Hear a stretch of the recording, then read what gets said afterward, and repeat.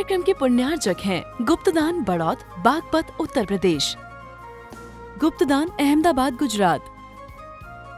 श्री हेमंत कीर्ति जैन, प्रवर हेमंत जैन, नागपुर, महाराष्ट्र। मंगलम पंच परमेष्टि मंगलम तीर्थंकरम मंगलम विश्वजिन्धर्मम मंगलम वीरशासनम मंगलम वीरशासनम वंदितो सव्यसिद्धे ध्रुवमचलमणोभवं गतिं पते वोक्षामि समय पाहुड मृण्मो सुध केवली भरिदम। समय सार परम मांगलिक ग्रंथ है। आचार्य कुंदकुंद देव द्वारा ईसा पूर्व प्रथम शताब्दी में इसे लिखा गया है। इसमें आध्यात्मिक आत्मा का बहुत सुंदर वर्णन है। प्राकृत भाषा में 415 गाथाएं हैं। यहाँ पर 5वां अधिकार प्रारंभ हो गया है, आश्रव अधिकार, जिसमें कल 166 नंबर की गाथा में बताया था कि सम्यक दृष्टि जो जीव हो जाता है उसको आश्रव नहीं होता है। और सच बात है कि सम्यक दृष्टि को आश्रव क्यों होगा, उसको दीर्घ संसार का आश्रव क्यों होगा। सम्यक दर्शन होते ही आपको पता होना चाहिए कि उसका संसार जो है सीमित हो जाता है। जैसे ही किसी को सम्यक दर्शन हुआ उसका संसार में जन्म मरण के भाव भी सीमित हो जाते हैं। अब उसका सिर्फ मात्र अर्ध पुद्गल परावर्तन से संसार रहता है। उत्कृष्ट से इतना संसार रह गया, और चाहे तो वो बीच में सम्यक दर्शन के साथ संयम धारण करके अपने 2-3 भाव में भी अपना कल्याण कर सकता है, यदि वो चाहता है तो। नहीं तो वो मात्र सम्यक दर्शन में ही रहता है, और सम्यक दर्शन रह करके भी उतने भाव नहीं हो सकते। सम्यक दर्शन करके श्रद्धा करके छोड़ देता है तो उसके भी अर्ध पुद्गल परावर्तन से संसार रहेगा शेष। इसलिए वो कह रहे हैं कि उसका जो अनंत संसार है वो अनंत संसार जो है उसका अभाव हो गया, तो वैसा आश्रव उसको नहीं हो रहा है, पहली बात। दूसरी बात, उत्कृष्ट कर्मों का जो है आश्रव नहीं हो रहा है। जो कर्मों की उत्कृष्ट स्थिति है, कर्मों का जो अशुभ प्रगतियों का, पाप प्रगतियों का उत्कृष्ट अनुभाग है, उसका उसे आश्रव और ना ही उसका बंध हो रहा है। ये 2 बातें। और सम्यक दृष्टि के कोई बंध हो भी रहा है तो वह बंध जो है सम्यक दर्शन के काल में रागांश अवस्था में पाए जाने वाला जो है बंध है। सम्यक दर्शन के काल में उसको देव, शास्त्र, गुरु, शुभ आयतन, दया, करुणा आदि परोपकार के परिणाम ये सब पाए जाते हैं। तो उस समय के जो परिणाम हैं, उस परिणाम से उसको जो राग का बंध हो रहा है, कर्म का बंध हो रहा है, वह कर्म का बंध भी उसके संसार के अंत करने वाला ही बंध है, आश्रव बंध है। क्योंकि उन कर्मों से वह अच्छे साधन प्राप्त करके, मनुष्य पर्याय को प्राप्त करके, संयम धारण करके मोक्ष को परंपरा से जाएगा। इसलिए उसका आवागमन भी संसार के अभाव का कारण है। किसके? सम्यक दृष्टि के। अब यहाँ पर अपन लगाएं कि मुनिराज जो सम्यक दृष्टि हैं, उन मुनिराज की बात कह रहे हैं कि हे मुनिराज, तू सम्यक दर्शन को संभाल।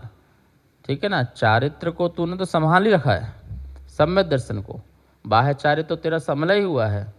अब सम्यक दर्शन के साथ अंतरंग चारित्र, निश्चय चारित्र को तू ग्रहण करेगा, शुद्ध उपयोगी बनेगा, ज्ञान उपयोगी बनेगा, समता स्वभावी बनेगा, तो फिर क्या होगा? तुझे आश्रव नहीं होगा।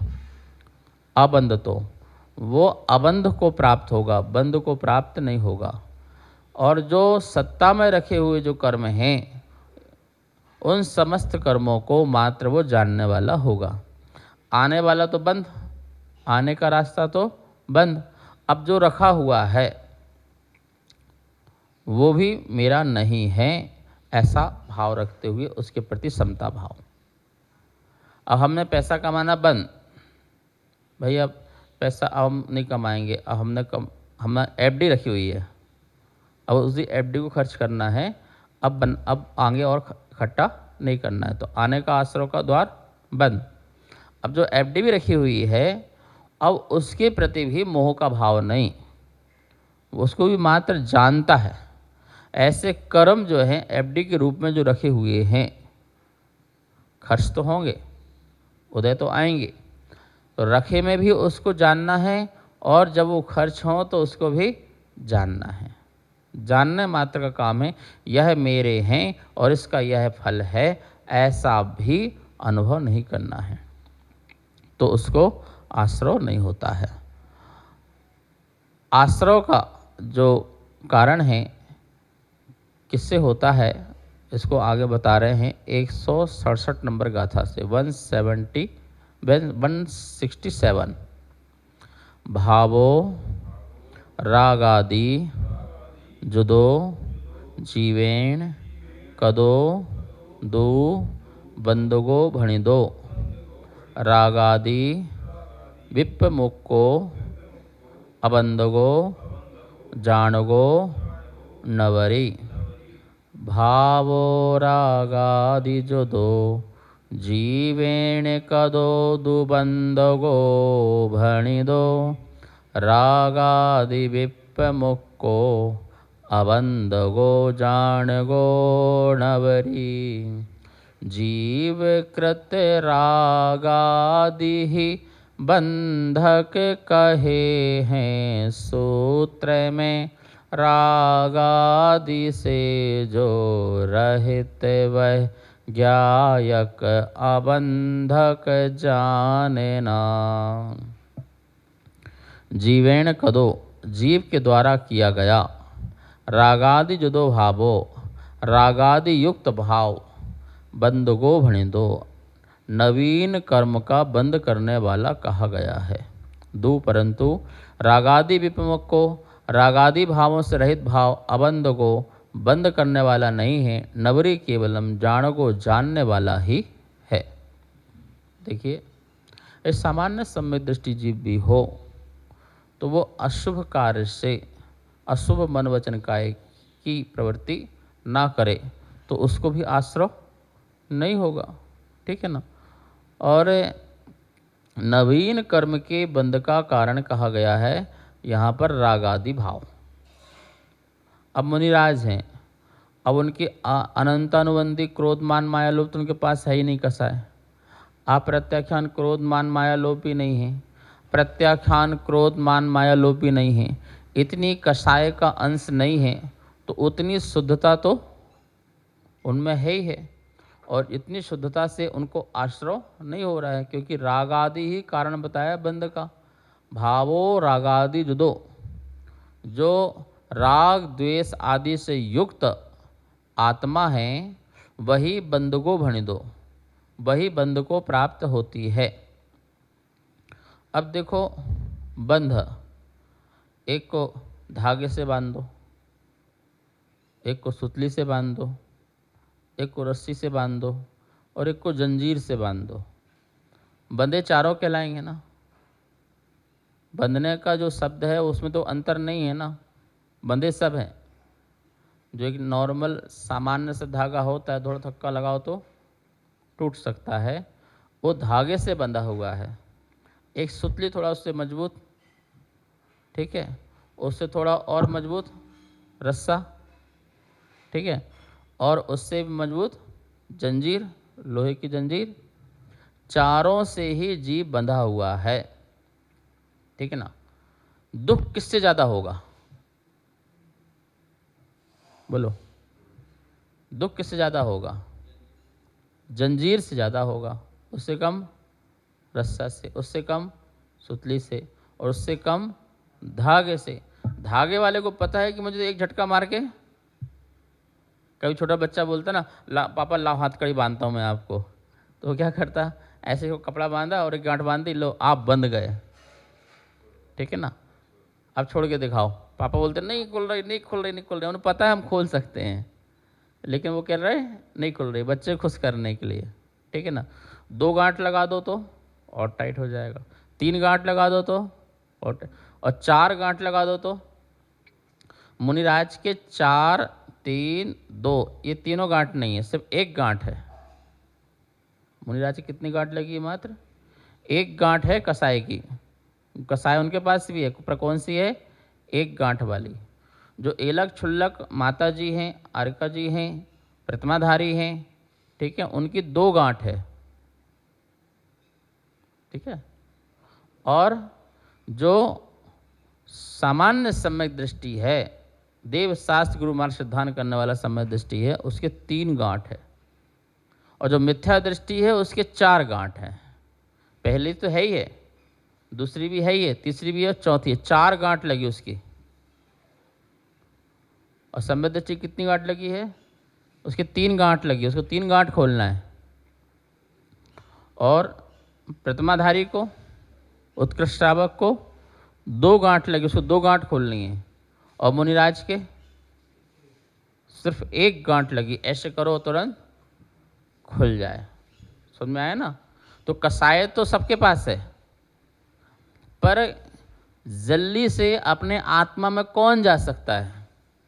चारों मुख को बैठा दिया जाए, 1 गांठ वाला, 2 गांठ वाला, 3 गांठ वाला, 4 गांठ वाला, और प्रतियोगिता रखती जाए कि भैया जो जल्दी गांठ खोले और वो वहाँ पर टच करके आए सामने, तो कौन पहले जाएगा?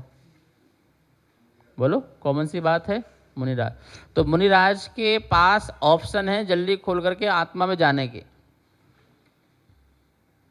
आत्मा में प्रवेश करने को, आत्मा में टच करने को, या मोक्ष जाने के लिए उनके पास बहुत अच्छा ऑप्शन है। तुरंत खोलो, तुरंत चले जाओ। अपने आयु पर्यंत जब तक उनको केवल ज्ञान नहीं होता है, वो गांठ खोलते हैं, गांठ बंद करते हैं, गांठ खोलते हैं, गांठ बंद करते हैं। एक गांठ ही, एक गांठ खोल लेते हैं, उसका आज़ादी का आनंद लेते हैं, आनंद का आनंद लेते हैं, और फिर बांध लेते हैं।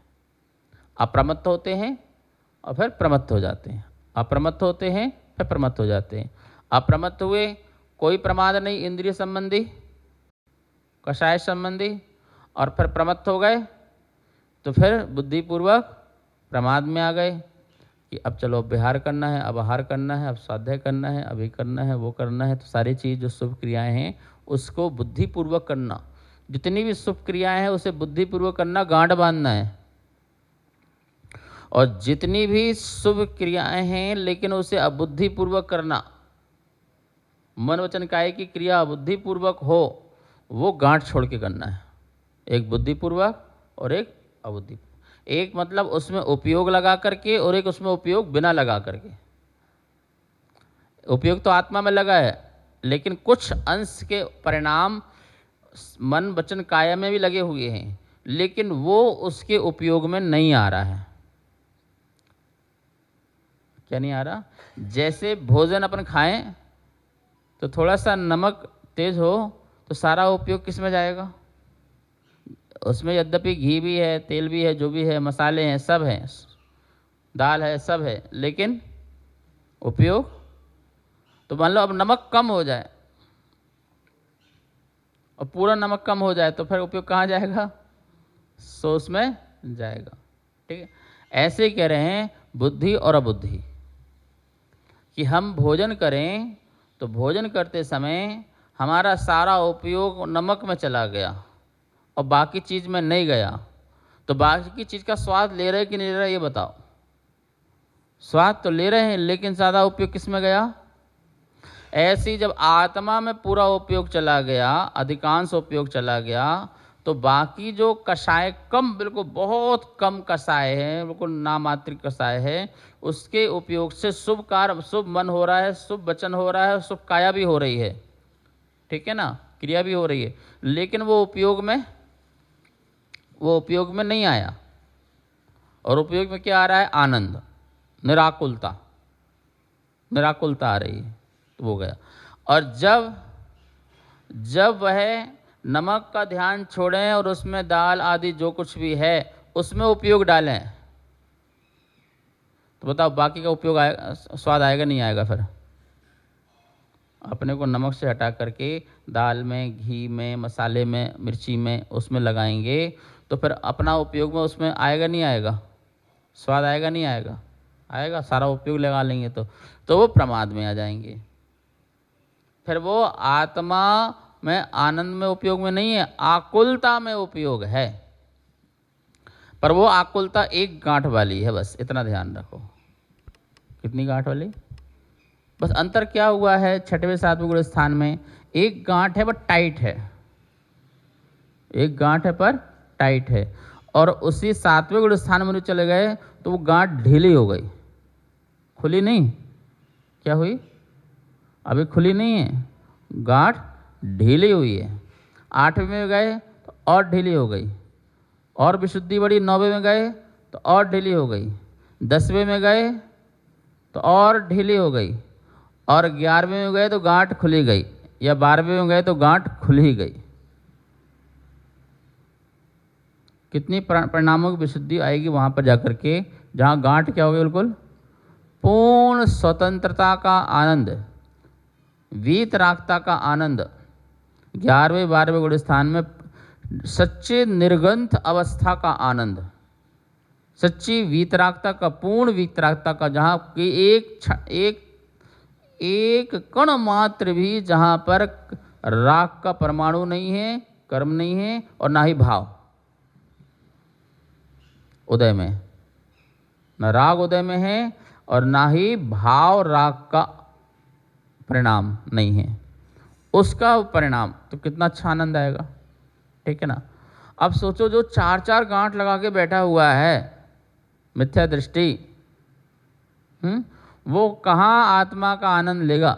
कहाँ आत्मा का आनंद मतलब निराकुलता का, आज़ादी का, स्वतंत्रता का आनंद लेगा? ले पाएगा? नहीं ले पाएगा।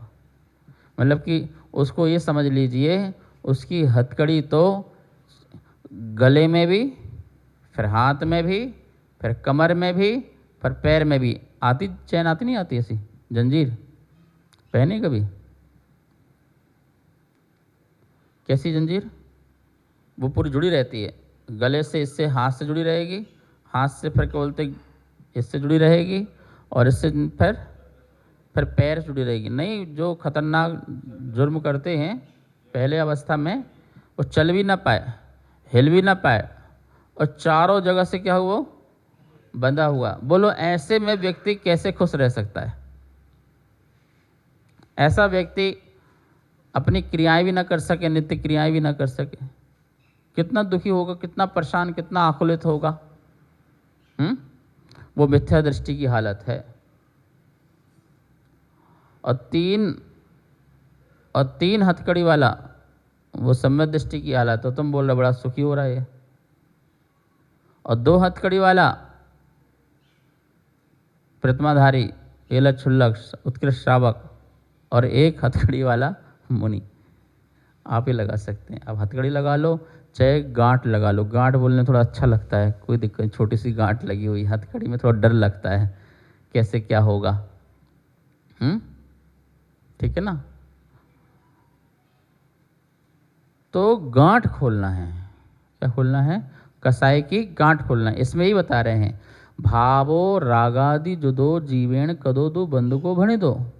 जो रागादि भाव से युक्त है जीव, ऐसे जीव को बंध को भणी दो। बंधक कहा गया है, बंधक। क्या कहा गया? बंध नहीं कहा, बंधक कहा गया है। बंध को बांधने वाला बंधक कहा गया है। तो हथकड़ी वाले को क्या बोलते? बंधक तो बोलते हैं। जिसको बांध दो, ये बंधक है भाई, कैदी है। अब उसको आप अपने शब्द में कैदी बोल दो, कैद खाना में है, कैदी है। तो राग आदि भाव जितने भी हैं, चाहे शुभ हो चाहे अशुभ हो, ये सारे बांधने वाला बंधक कहलाता है। ठीक है ना। बोले संसार में मुनिराज तुम भी एक गांठ के बंधक हो भी। जब तुम बुद्धि पूर्वक वो राग आदि भी नहीं करोगे, तभी तुम अबंधक कहलाओगे। तभी आबंधक कहलाओगे। सुन लो भैया, जो 3 गांठों से बंधे हुए हैं और 3 हथकड़ी से बंधे हुए हैं, वो अपने आप को खुशी ना माने,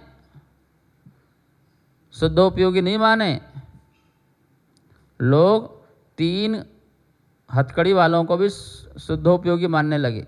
हम तो शुद्धोपयोगी हो गए हैं, हम तो परम सुखी हैं, स्वरूपाचरण में मग्न करते हैं। अरे भैया, शुद्धोपयोग स्वरूपाचरण ये 3 गांठ में या 3 हथकड़ी बांधने में हो जाए तो फिर जो आनंद जो उसका होना है, एक गांठ का एक गांठ के छोड़ने का, तो वो आनंद तुमने यहीं पर ले लिया। ये तो पागल लोगों की स्थितियां हैं। बंधे हुए अपने को बंधा ना माने, ठीक है ना। मतलब कोई व्यक्ति अजान व्यक्ति है, कोई छोटा सा बच्चा है, उसे पता ही नहीं गांठ क्या और हथकड़ी क्या, और उसके बांध दो, उसको मतलब नहीं है, अज्ञान है। तो अज्ञानता से दुख भोग रहा वो कि मैं बंधा हूँ कि नहीं बंधा हूँ मैं। ये पेड़ पौधे हैं, उनको बांध के खड़ा कर दो तो उन्हें क्या पता चल रहा है कि हम बंधे हैं नहीं बंधे, दुख भोग रहे हैं। ऐसे तुम भोग रहे हो, ऐसे नहीं चलेगा। अपनी गांठ खोलो, अपनी कषायों को कम करो। तीव्र कषाय की जो है लालसा है, जो आसक्ति है, जो इंद्रिय संबंधी परिणाम है, उन सबको छोड़ो। और वो बुद्धि पूर्वक ही छूटेंगे। सबसे पहले उपयोग पूर्वक छूटेंगे, पुरुषार्थ पूर्वक छूटेंगे। 5 इंद्रियों की लिस्ट बनाओ, उनकी सीमा बनाओ, उनके पापों की भी सीमा बनाओ, मन वचन काया की भी सीमा बनाओ। क्यों बोलते हैं 5 समिति और 3 गुप्ती मात्र का जिसको ज्ञान हो जाए और अनुभव हो जाए, उसका मोक्ष हो जाए। सारा शास्त्र एक तरफ, सारा द्वादशांग एक तरफ, अजय जी, सारा द्वादशांग एक तरफ, और मात्र कितने का ज्ञान हो जाए?